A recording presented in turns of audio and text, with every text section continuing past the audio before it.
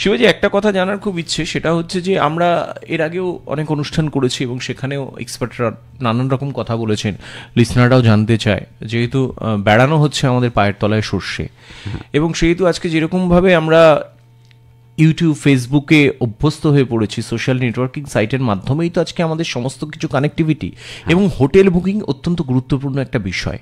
এবং অনেক ক্ষেত্রে আমরা দেখেছি প্রচুর মানুষ তারা অনলাইনে হোটেল বুক করছেন, এবং বুক করার পরে তারা যখন হোটেলে যাচ্ছেন তখন দেখছেন যে যেখানে তিনি বুক করেছিলেন সেখানে বুক হয়নি, অর্থাৎ ফ্রডুলেন্ট অ্যাক্টিভিটি এটা প্রচুর পরিমাণে বেড়েছে। একদম। কি বলবেন? এখানে সতর্ক থাকতে হবে। কিভাবে সতর্ক থাকা? অনলাইনে আপনি যেখানে বুক করছেন, প্রথম কথা ভালো travel agent, establish travel agent যাদের সার্টিফিকেট রয়েছে গভর্নমেন্টের, তাদের থ্রু দিয়ে বুক করা, সেটা জাজ করে নেওয়া, তাদের অফিস দেখা, এটা প্রথম কথা খুব জরুরি। 2 নম্বর কথা, আরেকটা জিনিস হয়, ধরুন আপনি XYZ হোটেল খুঁজছেন ইন্টারনেটে, খুঁজে দেখলেন XYZ হোটেলের এগেনস্টে খুব পপুলার একটা হোটেল XYZ সে পুরীতে, তার এগেনস্টে একটা নাম্বার। এবার আপনাকে কেউ একজন বলছে এটা XYZ হোটেলের নাম্বার, কিন্তু আসলেই যে ওটা XYZ হোটেলের নাম্বার সেটা আপনি শিওর হচ্ছেন কিভাবে? সেটা তো যে কেউ, আমিও একটা ইন্টারনেটে পোস্ট দিয়ে রাখতে পারি যে আমি এই XYZ হোটেলের মালিক, এটা হচ্ছে আমার নাম্বার। এখানে আপনি তো বুঝতে, এইটাই বলছি, একই ধরনের ওয়েবসাইট, একই ধরনের পোস্ট, না ওয়েবসাইটে কিন্তু পার্থক্য আছে, পার্থক্য রয়েছে, কিন্তু সেটা তো মানুষ বুঝতে পারছে না, অনেকেই বুঝতে পারে না, এবং যে কারণে এই সমস্যাগুলো উত্তরোত্তর বৃদ্ধি পাচ্ছে। এবার এখানে না 1 নম্বর কি সাজেশন থাকবে? সাজেশন থাকবে সতর্ক হওয়া, বারবার সতর্ক হওয়া। পয়সা দেওয়ার আগে যত রকম রেফারেন্সে আপনার যদি কোনো পরিচিত লোক গিয়ে থাকে, বা আপনাদের যদি কোনো ট্রাভেল গ্রুপ থাকে, সেসব জায়গায় জিজ্ঞেস করে নেওয়া যে এটাই নম্বর তো, একে আমি পয়সা দিচ্ছি, এটা সঠিক তো? আমার কাছে কিন্তু এরকম মেসেজ প্রচুর পাই আমি, মানে প্রচুর মানে কি অনেক, অসংখ্য, যে ইনি আমার কাছে টাকা চাইছেন, আমি এটা এই হোটেলই তো আমি বুক করবো, তো এটা ইটস ওকে যে আপনারা এটা করতে পারেন। কিন্তু এর জন্য কোনো প্রপার সার্ভিস প্রোভাইডার নেই যে আপনাকে এই সর্ট আউটটা করে দেবে, কেউ নেই। আপনাকে নিজের থেকে ইনটিউশন দিয়ে বুঝতে হবে যে এই ওয়েবসাইটটাই এই হোটেলের তো, ওটা ফ্রডুলেন্ট ওয়েবসাইট নয় তো। সবচেয়ে বড় অসুবিধাটা হয় বিভিন্ন অ্যাগ্রিগেটর সাইটগুলো যেগুলো রয়েছে, আমি নাম নিচ্ছি না, সেটা বোধহয় উচিত হবে না, সেখানে থ্রু দিয়ে যখন বুক করেন তখন সমস্যাটা হয়। তো সরাসরি কলকাতায় যারা এস্টাবলিশড ট্রাভেল এজেন্ট, তাদের থ্রু দিয়ে বুক করা যেতে পারে, তাদের অফিসে গিয়ে, সেটা একটা ওয়ে। যদি ওয়েবসাইট সঠিকভাবে জানা থাকে সেখান থেকে বুক করুন, সেটা আরেকটা ওয়ে। আর এছাড়া তো আমার আর রাস্তা জানা নেই। একটা অন্যরকম প্রশ্ন এসেছে, নামটা বলছেন Surajit Chandra Saha, Hare school teacher, senior division, Kolkata. How is Prithvijit Das ankle bone? Was Raju the real instigator which led to the accident? Is it something related to this Vitu Bangali and the horror experience felt by Shivaji Da? Was the beat of the horror feeling? No, it's not like that. পৃথ্বীজিতের ankle কেমন আছে পৃথ্বীজিৎ বলুন। এখন তো ankle আগে থেকে অনেকটাই better, তবে এতদিন পাতলা ছিল বলে পুরোটা এখনো রয়ে গেছে। কোন অ্যাক্সিডেন্ট হয়েছিল মানে সেটা বেড়াতে গিয়ে? হ্যাঁ, আমাদের কৈলাস ট্যুরে গিয়ে হয়েছিল। যেটা হয়েছিল সেটা আমরা দেখিয়েছি ভিডিওতে, যারা ভিডিও দেখেছে তারা জানে, সেখানে যাচ্ছি না। যাই হোক, এখানে অনেকটাই বেটার, কারণ আফগানিস্তান ঘুরে এলাম, ইউরোপ ঘুরে এলাম, অল্প ফোলা এখনো আছে, এটা হাঁটতে চলতে চলতে আস্তে আস্তে ঠিক হয়ে যাবে, ইটস রিকভারিং। আর বাকিটা হচ্ছে যে no, it's not like that. আমরা একটা টিম হিসেবে গিয়েছিলাম এবং আমরা এনজয় করছিলাম, আনন্দ করছিলাম। হঠাৎ করে আমরা মজা করি, বেড়াতে গেলে খুব মজা করি, যেমনি বন্ধু বান্ধবরা বেড়াতে গেলে করে, আমরাও তাই করি। তো মজা করতে করতে এটা ঘটেছে। তো ওই একটা পপুলার সিনেমা ছিল ওই স্পটে আর কি, তো ওই পপুলার সিনেমাটা নকল করতে গিয়েছিল পৃথ্বীজিৎ। যে পপুলার সিনেমায় অক্ষয় কুমার ওপর থেকে লাফিয়ে লাফিয়ে নেমেছিল, ও লাফিয়ে লাফিয়ে নামতে গিয়েছিল, জাস্ট একটা মজার থেকে করা আর কি। সেটা করতে গিয়ে অ্যাক্সিডেন্ট হয়েছে। তো এবার এখানে তারপর যা কনসিকুয়েন্সেস হয়েছে, we faced that, we always ready to face the consequences. তো এটা হয়েছে, মেনে নিয়েছি আমরা, অ্যাকসেপ্ট করে নিয়েছি। ও কৈলাস যেতে পারেনি, আমরা গিয়েছি, তো ইটস ওকে, যা হয়েছে হয়েছে। তবে সাবধান হয়ে গেছি আমরা অনেক এখন। পাহাড় নাকি সমুদ্র, কাকে কোনটা বেশি টানে? আমার বাড়ির বাইরে গেলে যে কোনো জায়গা ভালো লাগে। আমি বেড়াতে ইভেন হেঁটে হেঁটে যদি আমি পানিহাটি গঙ্গার ঘাটে যাই তাও ভালো লাগে। বাহ, আমি তো অবশ্যই পাহাড়কে সবসময় এগিয়ে রাখি। তবে সব জায়গায় তো অবশ্যই ভালো লাগে, কিন্তু যদি একটা জায়গার নাম বলতে হয় কোথায় আমি গিয়ে শান্ত হয়ে ছুটি কাটাতে চাই, তাহলে আমি অবশ্যই পাহাড়। আচ্ছা, দেশ বিদেশ কোন জায়গা? না, ওটা ওই একই রকমই, মানে দেশ বিদেশ আমরা এখন বেড়াতে যাওয়া সিলেক্ট করি। এখন সেটাকে আমরা চুজ করছি না ট্রাভেলার হিসেবে, যেটা আমাদের কর্তব্য, বা এখন ইউটিউব এক্সপ্লোরার শিবাজি হিসেবে যেটা আমাদের দায়িত্ব আর কি, যে আমরা নিজেরা দেশ এবং বিদেশ যতগুলো জায়গা আমাদের পক্ষে যাওয়া সম্ভব যাবো, এবং আমাদের যারা দর্শক বন্ধুরা আছেন তাদেরকে দেখাবো ঘুরিয়ে।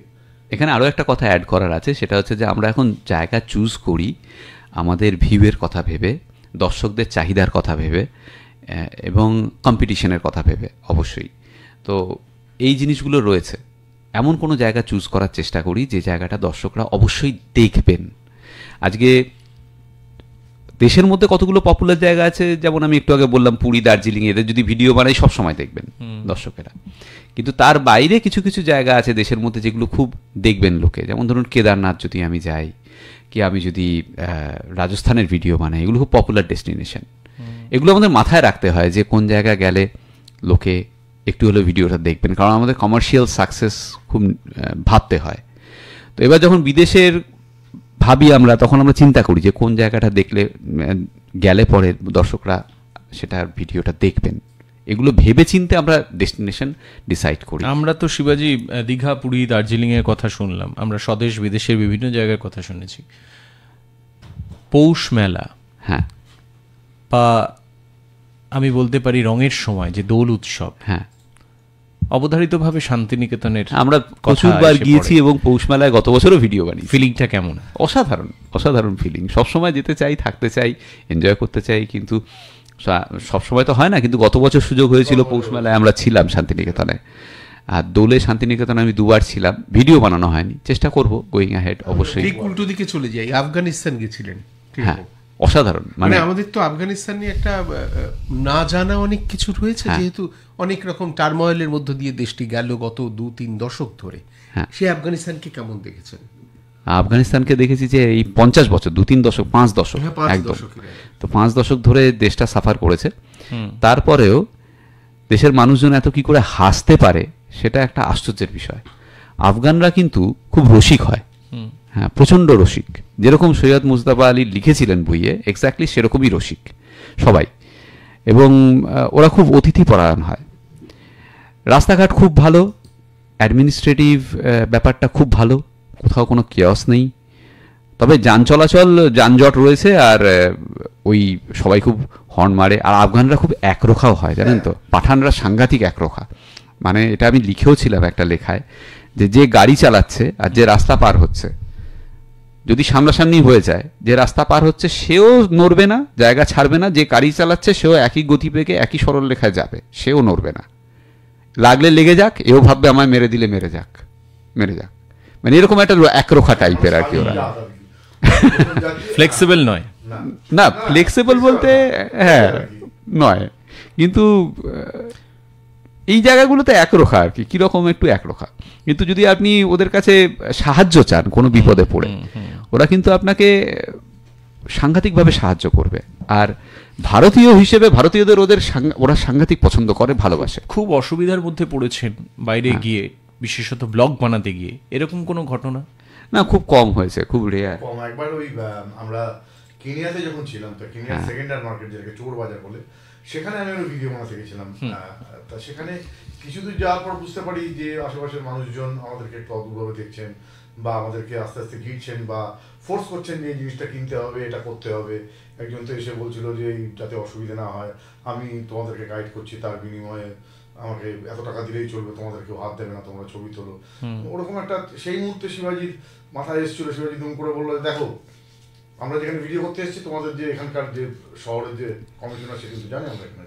মানে আমি সাথে সাথে ওই রকম একটা অ্যাক্টিং করেছিলাম আর কি। তুমি জানো আমি এখানে যে এসছি, কে আমাকে পাঠিয়েছে তোমাদের শহরে? আমি কমিশনারের নামটা জানতাম, যাই হোক, এই ইনি পাঠিয়েছেন, কিন্তু ইনি কিন্তু জানেন আমি এখানে আসছি।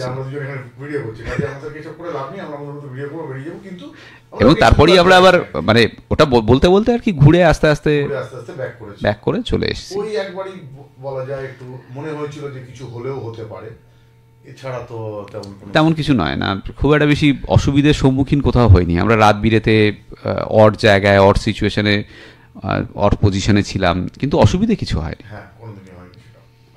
কাকলি দাস ঠাকুর তিনি বলছেন মাঝে মাঝে আপনাদের নিজেদের জন্য কি ঘুরতে কোনো ইচ্ছা করে না? অবশ্যই করে, আলবাত করে, প্রচুর করে। এবারই আমরা যখন ইউরোপ ট্যুরে, একটা ট্যুরে গেলে যখন শেষের দিক হয়ে আসে না, তখন খুব ক্লান্ত হয়ে পড়ি এবং হোমসিক হয়ে পড়ি। তখন আমাদের ইচ্ছে করে নিজেদের মতো সময় কাটাতে। এবার যেমনি একদম ইউরোপ 22 দিনের ট্যুর ছিল, শেষের দিকে আমাদের বন্ধুর ছেলের বাড়িতে ছিলাম, ওই বন্ধুরাও এসেছিল, পার্থ রুবি, অনেকেই আমাদের দর্শকরা চেনেন তাদেরকে। তো ওখানে আমরা শেষের দিকে অনেকটা নিজেদের মতো করেই ঘুরেছি, নিজেদের যেরকম ইচ্ছে করেছে সেরকমভাবেই থেকেছি। সেটা খুব মজার হয়েছিল শেষ 4-5 দিন। হ্যাঁ, নিজেদের জন্য বেড়াতে খুব ইচ্ছে করে, চাই নিজেদের জন্য বেড়াতে।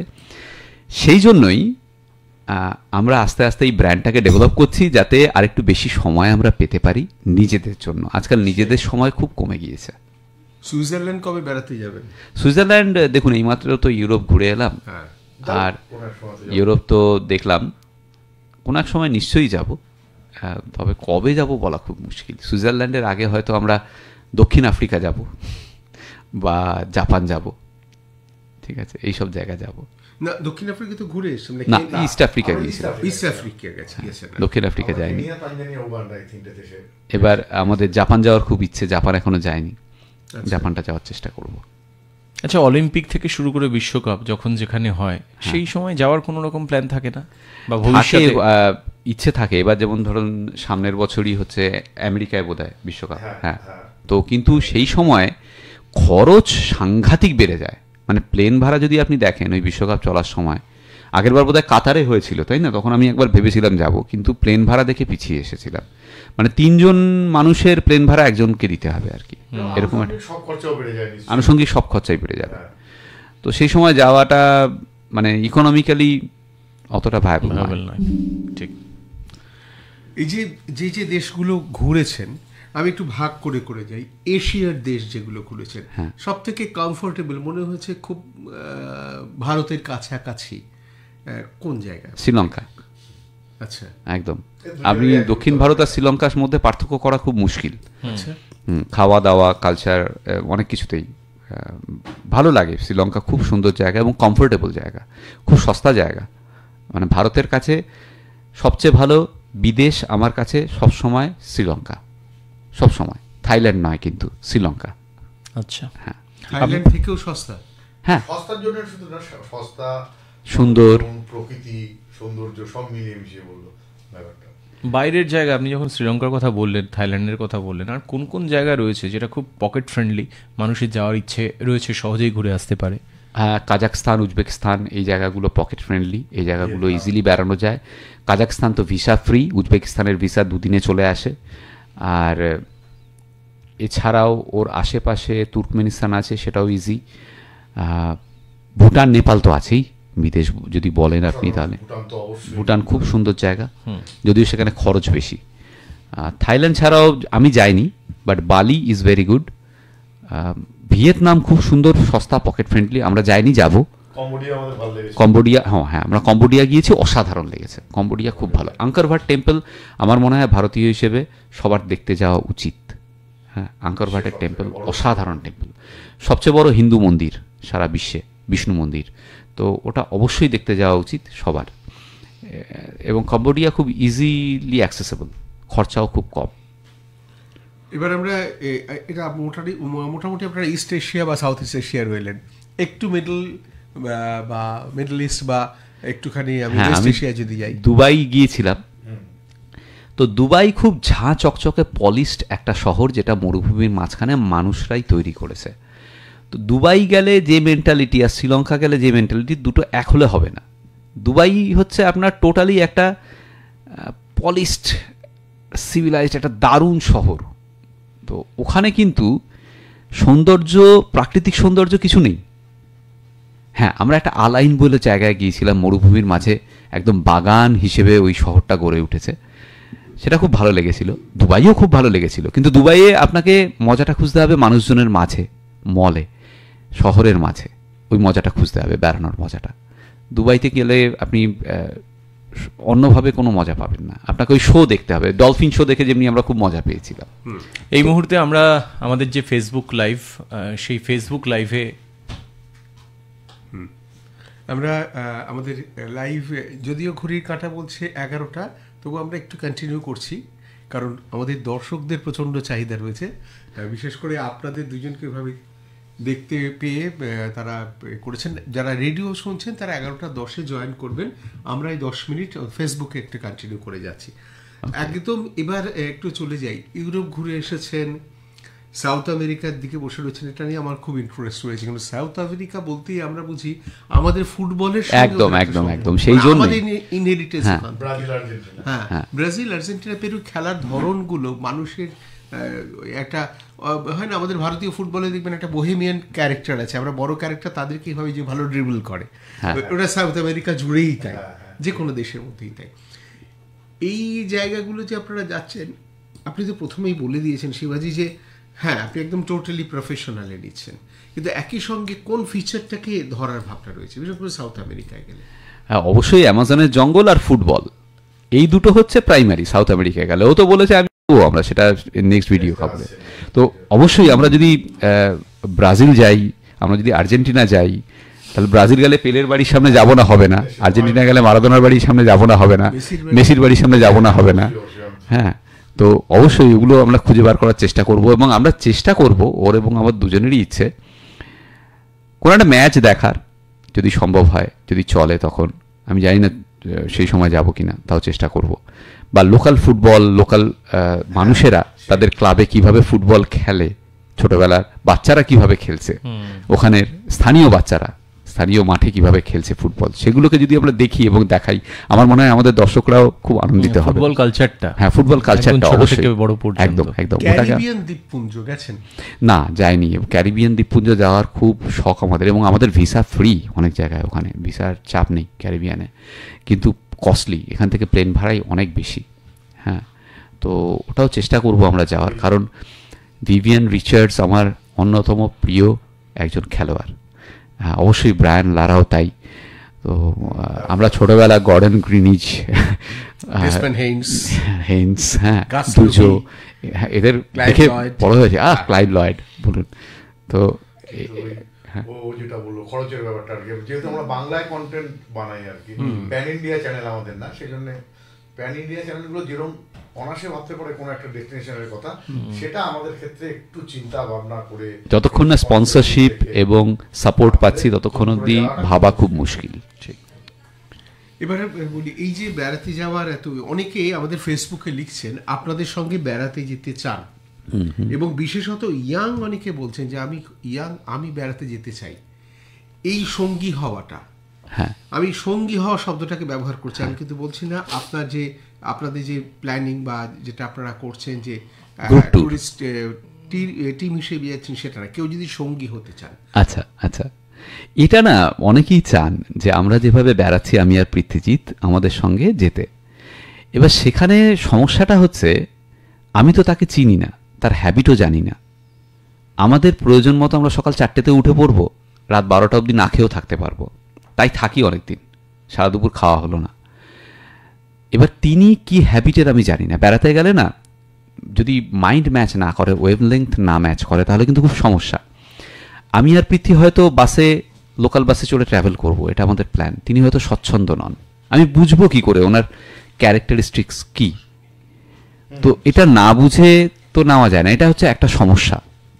আর 2 নম্বর হচ্ছে, আমরা একটা কাজের মধ্যে থাকি, বুঝতে পারছেন তো? মানে এখানে আমি একটা কমন অ্যান্সার দেই আর কি, যে আপনি অফিস গেলে কি আপনার সঙ্গে অন্য কাউকে নিয়ে যাবেন? না, তেমনি আমাদের এটা অফিসের মতো আর কি, একটা কাজের মধ্যে যাচ্ছি আমরা, কাজের জায়গা। আমাদের সঙ্গে যেতে হলে গ্রুপ ট্যুরে যাওয়া হলো, মানে আলাদা করে আমরা 2 বন্ধু, তার মধ্যে তিনিও হয়তো কমফোর্টেবল থাকবেন না বিভিন্ন আলোচনায়, বা আমরাও হয়তো থাকবো না, এটা খুব স্বাভাবিক আর কি। মানে আমাকে তখন তার জন্য একটা, কিন্তু মাথার মধ্যে ইচ্ছে না থাকলেও তার জন্য আমার একটা চিন্তা থাকবে যে এই লোকটা আমার সঙ্গে রয়েছে, তার জন্য আমার ভাবতে হবে। এবার আমি যখন ভিডিও করছি, সেই ভাবনাটা তো আমার এক্সট্রা, সেই ভাবনাটা আমি ভাবতে চাই না। ভিডিওর জন্য আমি কনসেন্ট্রেট করতে চাই, আরেকজন লোক থাকলে সেটা হয়তো হ্যাম্পার হবে। একজন লিখেছেন সাজেশন হিসেবে, বারমুডা যাওয়ার কথা তোমরা ভেবো দাদা। বারমুডা, হ্যাঁ বারমুডা ট্রায়াঙ্গেল তো, হ্যাঁ। আচ্ছা বারমুডা ট্রায়াঙ্গেল নিশ্চয়ই ভাববো, ঠিক আছে। আপাতত পড়ছি, পরে ভাবছি। আচ্ছা, এই যে বিভিন্ন জায়গায় বেড়াতে যাওয়া, হ্যাঁ কস্টিং ইজ এ ফ্যাক্টর, মানে obviously how do you manage it, কিভাবে? এটা আমরা চেষ্টা করি স্পন্সরশিপ খোঁজার, সেটা যদি পাওয়া গেলে ভালো, না পাওয়া গেলে আমাদের নিজেদের পকেট থেকেই যায়। অনেক ট্যুরেই হয়েছে যেগুলো আমরা নিজের থেকে খরচ করেছি, সেই টাকা ইউটিউব থেকে যে উঠেছে, রেভিনিউ উঠেছে, সেটা কম্পেনসেট হয়নি, ক্ষতি হয়েছে। ফর এক্সাম্পল কৈলাস মানস সরোবর, প্রচুর টাকা। আমি জানতাম যে লোকজন দেখবে, তারপর পৃথ্বী যেতে পারলো না, ওর টাকা কিন্তু পুরোটাই দিতে হয়েছে আমাদের, এবং ওটা গেছে, প্লাস ওর এক্সট্রা প্লেন ভাড়া অনেকগুলো গেছে। তো ওটা কিন্তু আমাদের লোক প্রচুর দেখেছে, কিন্তু রেভিনিউ কিন্তু আমরা পাইনি, আমাদের লাভ হয়নি, আমাদের ক্ষতি হয়েছে। বাট আমরা ভিউয়ার্স পেয়েছি, আমরা সাবস্ক্রাইবার্স পেয়েছি, নতুন ভিউয়ার্স পেয়েছি, সেটাও আমাদের একদিক দিয়ে দেখতে গেলে একটা প্রাপ্তি। তো সবসময় যে টাকার কথা ভাববো তা নয়, আমরা যদি ভিউয়ার্স পাই তখন সেটাও আমাদের লাভ। এই জায়গায় একটা কথা বলি যে এই কৈলাসের কথাই আপনি যখন বলছেন যে আপনার ফিনান্সিয়ালি সেই জায়গাটায় বেনিফিটেড হলো না, তো আপনি যখন কোথাও একটা যাচ্ছেন, প্ল্যান করছেন, সেই জায়গাটায় যখন যাচ্ছেন তার সম্পর্কে আপনি অনেকটা জেনে বুঝে রিসার্চ করে তবে সেখানে যাচ্ছেন, পা ফেলছেন বা ফ্লাইটে উঠছেন। কিন্তু এই জায়গায় তো আপনি ভেবেও নিচ্ছেন যে সেখান থেকেও আমার কতটা, সেখান থেকে একটা বেনিফিট কতটা হতে পারে, সম্ভাবনা। এই জায়গাটায় আমি যেটা বলতে চাইছি, এই জায়গাটায় ধাক্কাটা কেন আসে, কোন কোন ক্ষেত্রে এই ল্যাকিংটা হয়? এটা দেখুন, আমি কোন সময় ভিডিও দিচ্ছি সেই সময় সেটার উপরও নির্ভর করে। আমাদের ইউটিউবের রেভিনিউ কিন্তু 1:1 ম্যাপিং নয়, যে 1 লাখ ভিউ হলো মানে আমি 1000 টাকা রোজগার করলাম, এরকম কোনো হিসেব কিন্তু নেই। বেশ, এই রেভিনিউটা অনেকগুলো প্যারামিটারের উপর নির্ভর করে। 1 নম্বর প্যারামিটার হচ্ছে কত ভিউ হচ্ছে, সেটা তো অবশ্যই, কিন্তু কোন সময় হচ্ছে। ফেস্টিভ সিজনে যদি আমার ভিডিও হিট হয় তাহলে আমি যে টাকা রোজগার করব সেটা অনেক বেশি। ফেস্টিভ সিজন বলতে এই দুর্গাপুজোর সময় থেকে সেপ্টেম্বর মিড থেকে শুরু করে জানুয়ারি 2-3 তারিখ অবধি, এটা হচ্ছে ফেস্টিভ সিজন। এখন আমাদের রেভিনিউ হাই, আমরা রেভিনিউ পাই মূলত গুগল অ্যাড থেকে। আমাদের ইউটিউব ভিডিওর মাঝে যে অ্যাডগুলো প্লে হয়, সেই অ্যাডের জন্য গুগল টাকা নেয়, তার একটা অংশ আমাদের দেয়। যার ভিডিও যত পপুলার হবে তার ভিডিওতে তত অ্যাড প্লে হবে। ফেস্টিভ সিজনে অ্যাডের ভ্যালু হাই থাকে, এই সময় গুগল বেশি টাকা পায়, আমাদের বেশি টাকা দেয়, সেজন্য এই সময় হাই। কিন্তু ডাল সিজন যখন হচ্ছে তখন কিন্তু কম, এর অর্ধেক হয়ে যায়। আচ্ছা, 2 নম্বর প্যারামিটার হচ্ছে কারা দেখছে, খুব ভাইটাল। হ্যাঁ, মানে এরকম হতে পারে একজন ইউটিউবার 10 লাখ ভিউ হয়ে 1000 টাকা রোজগার করছে, আরেকজন ইউটিউবার 10 লাখ ভিউ হয়ে 3 লাখ টাকা রোজগার করছে। তার কারণ হচ্ছে যারা দেখছেন তাদের ক্যাটাগরি। আপনি দেখছেন আজকে আমার ভিডিও, এখানে বসে এখানের অ্যাড প্লে হচ্ছে, আপনি হয়তো তার আগে 2 দিন সার্চ করেছেন কোলগেট টুথপেস্ট, আপনার ওই ভিডিওতে কিন্তু কোলগেট টুথপেস্টেরই, সরি ব্র্যান্ডটার নামটা না, ইটস ওকে, তো টুথপেস্টের অ্যাড দেখতে পেলেন একটা। তো এবার এই টুথপেস্টের অ্যাডটা যখন আপনি দেখতে পাচ্ছেন, তার একটা রেভিনিউ আপনি পাচ্ছেন, আমি পাচ্ছি, সরি। তো আপনি টুথপেস্টের অ্যাড দেখলেন, তার একটা রেভিনিউ পেলাম আমি। এবার আগের দিন উনি গাড়ি সার্চ করেছেন, গাড়ি একটা হাই ভ্যালু প্রোডাক্ট, তার অ্যাডের ভ্যালুও হাই। এবার উনি যখন আমার ভিডিও দেখছেন তখন কিন্তু গাড়ির অ্যাডটা উনি পাচ্ছেন, তার এগেনস্টে আমি একটা রেভিনিউ পাচ্ছি, সেটা কিন্তু বেশি। এবার তাহলে ক্লাসিফিকেশন হচ্ছে এখানে যে হাই ভ্যালু দর্শক আর জেনারেল দর্শক, সাধারণ দর্শক। যে দর্শক হাই ভ্যালু অ্যাড দেখছে তার ইন্টারেস্টটা সেই দিকে ছিল বলেই তার কাছে হাই ভ্যালু অ্যাড যাচ্ছে, বুঝতে পারছেন? তাহলে সেখান থেকে আমি রেভিনিউ পাচ্ছি বেশি। আর জেনারেল দর্শক, তারা সাধারণ জিনিসপত্র সার্চ করছেন, তার ইন্টারেস্ট ওয়াইজ কিন্তু অ্যাড দেখায়, তাহলে সেখান থেকে আমি কম রেভিনিউ পাচ্ছি। আবার বিদেশের দর্শক, বিদেশে অ্যাড রেভিনিউ অনেক বেশি, যার যত বেশি বিদেশি দর্শক থাকবে তার ইনকাম আরো বেশি হবে।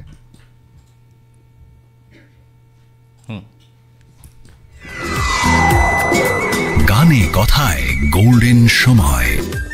আপনি শুনছেন 100.1 FM gold, 100.1 FM gold, FM gold.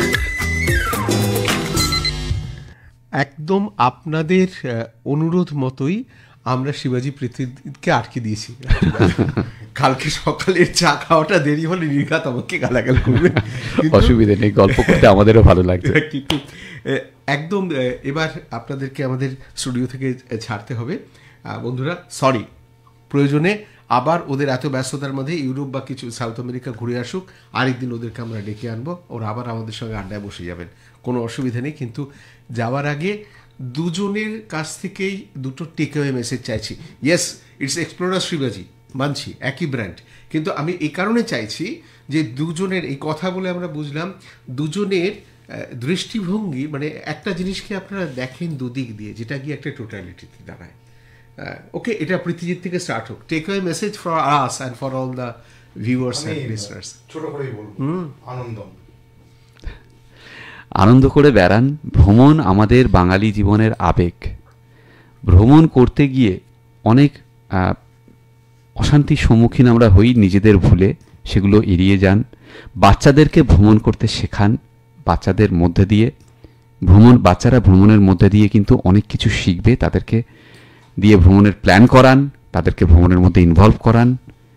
এইভাবে ভ্রমণের আনন্দ নিন, সবাই মিলে বেড়ান, আনন্দ করুন, নতুন জায়গা দেখুন, এটাই। ওকে, তাহলে বন্ধুরা যারা রেডিও শুনছেন তাদেরও বলি, যারা ফেসবুকে এই মুহূর্তে রয়েছেন তাদেরও বলি, আপনাদের সবার হয়ে রণজয় এবং সঞ্জয় আজকে শিবাজি এবং পৃথ্বীজিৎকে টাটা বাই বাই বলছে।